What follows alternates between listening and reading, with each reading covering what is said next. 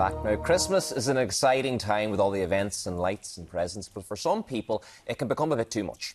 With advice on having an autism-friendly Christmas, we're joined by Anita Nolan, mother and founder of Little Warrior Support Group, and the CEO of As I Am, Adam Harris. Adam, and thank you so much for joining us on the show this morning, and Anita as well, of course. Go to you first, Adam. I mean, Christmas, it's lovely, it's twinkly, there's lights everywhere flashing, there's loud crowds everywhere if you're out and about shopping.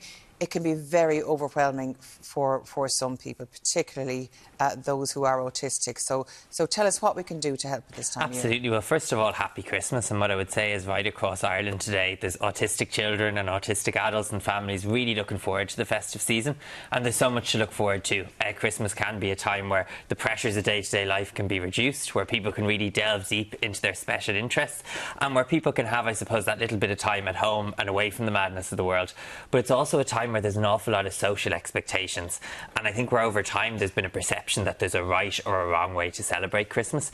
Before we even get to the day itself, that involves things like Santa visits, those Santa and Christmas days out that people take for granted, not always accessible for our community. And I know groups like Anita and As I Am have been trying to put on more accessible and inclusive events, because really what this is all about is the same chance. And if we think about Christmas Day, the very things that so many people will look forward to, the break in routine, the visitors, the fact that sometimes at Christmas instead of less is more, we think more is more, and all of the food, all for all different reasons. Every aspect of the day can be challenging for our community as a result, but small changes can make a big difference. And what those small changes fundamentally are about is meeting people where they're at. It's about recognising that Christmas needs to be a positive day for everybody in the family. So if that means for one member of the family having a meal at the particular time of the day, if it means not staying at the dinner table for 2 or 3 hours, if it means enjoying the food that you enjoy every day of the year on Christmas Day, that needs to be accepted and planned for. It might be about limiting the unknown. So, for example, maybe not everybody likes a surprise present. Maybe people like to know in advance what they're going to receive. Maybe if you're going to call into somebody on Christmas, it's about giving the heads up before you just arrive at the door. Or maybe it's about creating that space, a simple room at the front of your house where people can pop into if they need to take some time away and recharge. Small changes don't cost any money, but can really send a message of acceptance and inclusion for the autistic person, because it's not just about the autistic person, it's about them and their family feeling judged and not feeling judged and feeling accepted throughout the festive period. And Anita, you are a mother of 4.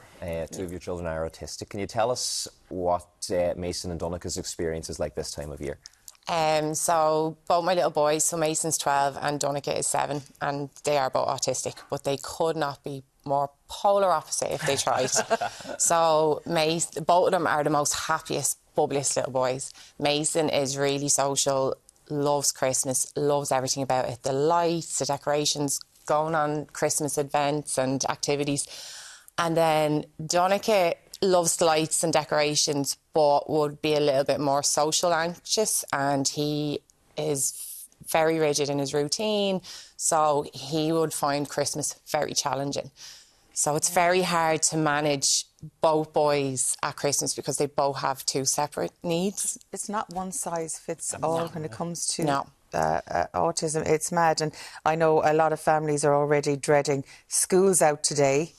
The routine is gone, and that means absolute meltdowns because, as you said there, a routine is so important for so many children, and getting out of that routine, it's not even upsets them, it throws their whole life. And so how do you deal with that over the next couple of weeks? And, I mean, compared to last year, have you learned any lessons to bring it forward to this year? Yeah, so preparation is key. So I'm like, you can never be too prepared. So we'd use an awful lot of visuals, and like I noticed, especially with Donica, the changes actually don't just start Christmas week. They actually started at the end of November, beginning of December, because schools started changing. They were bringing in decorations, they were doing extra little trips and activities and arts and crafts, where he was like, this isn't part of my work, and it had a knock-on effect then when he came home. So we delayed putting our decorations up. We had loads of visuals saying, you know, this is what's going to happen. You know, Santa will be coming, you will get gifts, there will be people coming to the house or not to the house. So just trying to prepare him as much as possible. But then also with decorations, we had to change ours in our house just to suit him. So he loves the lights so much. We found we had to take some of the decorations away because it was quite dangerous. This is the tree that went yeah. viral last year, of course, on TikTok. Tell us about that. Yeah, so what we found, our family are a really big Christmas family, and we used to have our house like a Santa's grotto. And what we found, every year we were having less and less decorations, and Donica was so in love with the tree and so in love with the lights that he used to try climb in the tree, sit in the tree, and he used to get tangled up in the lights, and it became a real health hazard. Yeah, like he could have seriously harmed himself or others. So myself and my husband were like, we're going to have to get rid of the Christmas tree. And I said, we can't, that's not magic, that's Christmas, like, and we have to think of the other kids. So we decided to build him a tree that he could sit in, stand, dance, do all his little happy stims, and that's what we done. We have a 7-foot tree in my sitting room. That sounds just amazing. Adam, my nephew Oshin, who you've met, who has autism as well, he is fixated with Christmas. From September, he'll start saying, when's it Christmas? Is it close to Christmas? What month is it now? And it's something that he loves. But communication has been a huge part of that for us, letting him know when it is and he's preparing himself basically for what's to come. I mean, are there small changes that people can make, I suppose, to help people with autism around this time? Because crowds and shopping and lights, it can be quite a lot. Absolutely, and I think this is the really important message, because we're all here and all of us have a direct connection to autism, and all of us are saying we enjoy Christmas a lot, but it's about how we can adapt to make that experience enjoyable. And I think one of the things we have in As I Am is asIam.ie/Christmas, and that is a mind of information on steps you can take as a family to prepare autistic family members, things you can do as a visitor to the home to be that little bit more inclusive, and also tips for managing the festive period, including information on the As I Am autism information line. So all of that is there to support people. We also are delighted to have collaborated with RTE Junior on a new podcast called A Very Autistic Christmas, which tells the story of Hazel, who basically sets out a manifesto for her family on the changes they can make in terms of limiting the unknown, in terms of letting her do what she needs to do to enjoy the festive period.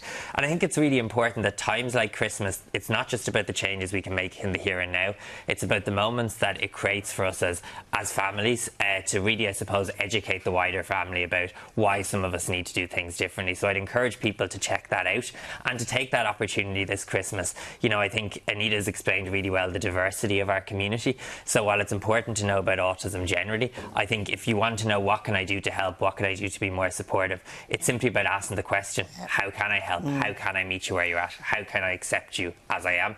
And I just want to acknowledge right across the country now, Anita and Little Warriors, which does fantastic work. We've Arklow Autism Friendly Town. We now have 50 communities right across the country, including Castlefin and Donegal, who are working towards becoming autism friendly communities, and right across this month have been running inclusive events to make the build up to Christmas that bit more accessible, such as inclusive turning on of the Christmas lights, inclusive visits to Santa and so on.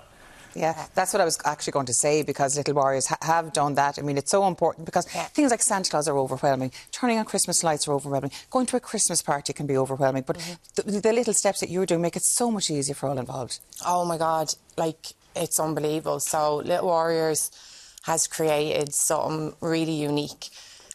So one thing with my boys, we tend to not go to many activities or events because we don't, like, it's like that, the unknown, the unexpected.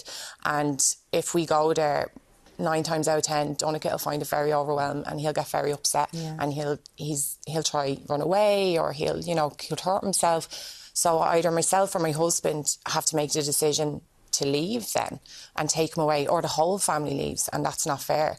And we always had this thing, which I always missed personally as a mother, was not to be a family unit, go to these events as a family unit, and we weren't able to do that. There was always one having to stay home or leave.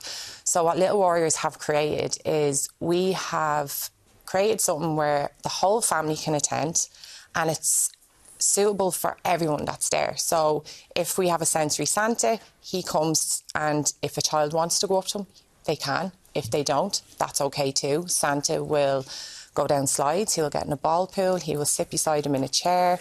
Oh, that's lovely. Yeah, and there's even some parents that said to me, oh, all we want is a photo, but our child won't get in the photo. And I'm like, that's okay.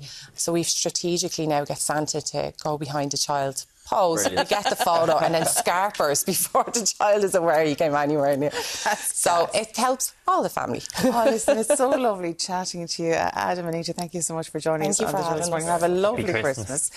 Martin, you've got something special over there. I certainly do. I'm here with Gemma O'Brien, who's a sensory consultant with Senko Sensory Solutions, and she's brought with her a portable sensory room. Morning to you, Gemma. Good morning. And Merry Christmas. Merry Christmas. Yeah. Adam mentioned it earlier that around Christmas time, because of all the preparation that you need to put in place so that it can be Christmas for all.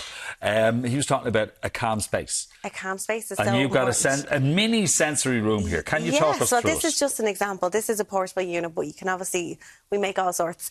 But this basically has everything. So a sensory space is a calming space. It can soothe or it can stimulate the senses. So if a child is feeling overwhelmed, they can go. There's lots of visuals here. So you can turn on an infinity tunnel, or, you know, a bubble tube, or the fibre optics. You can have sounds, but they can control the environment. Okay. You've got little stocking fillers here as well? We do. We have some stocking fillers. So we have, Adam was talking about, it can get a bit noisy, a bit overwhelming. So we have hushy ear defenders that they can place on their ears. They can still hear what's going on, but it's not so loud.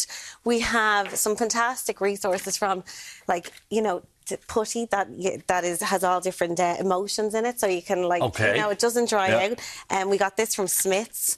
We have the likes of Slinkies, which are fantastic. We all love a Slinky. Yeah, and you can get them. Amazon is still going. And Sensational Kids.